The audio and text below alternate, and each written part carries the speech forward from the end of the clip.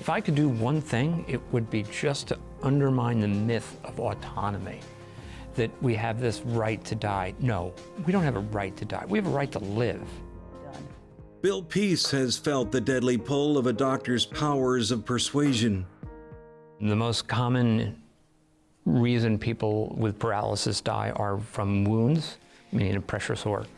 I've been paralyzed for 40 plus years now, and I have only had one wound, and that was in 2010.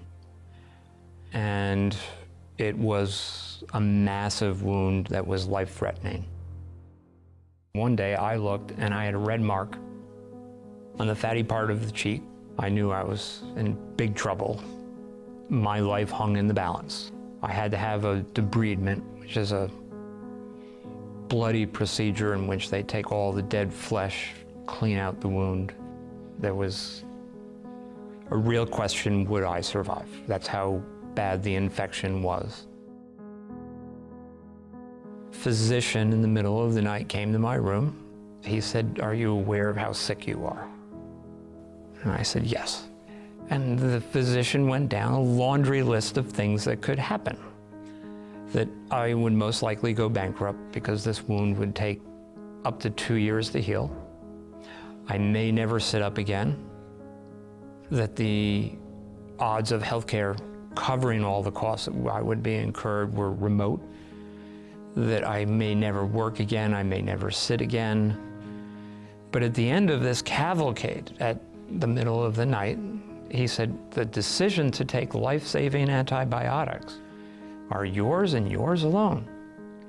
I can make you comfortable if you decide to forego those life-saving antibiotics. He was very politely asking me if I wanted to die, and he would have made it happen. Bill Peace doesn't think doctors should be in the business of talking patients into suicide. If I were a 50-year-old dentist that came to the same hospital and needed 5 operations on my hip and limb lengthening because my femur is shattered, would not be offered that same opportunity.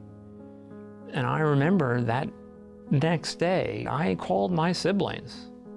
I said help for the first time. And I had them write PhD on my chart. That was all because I was afraid. While Bill's case does not constitute euthanasia per se, it does underscore the power physicians have under these laws and the real potential for abuse. I'm a human being, period.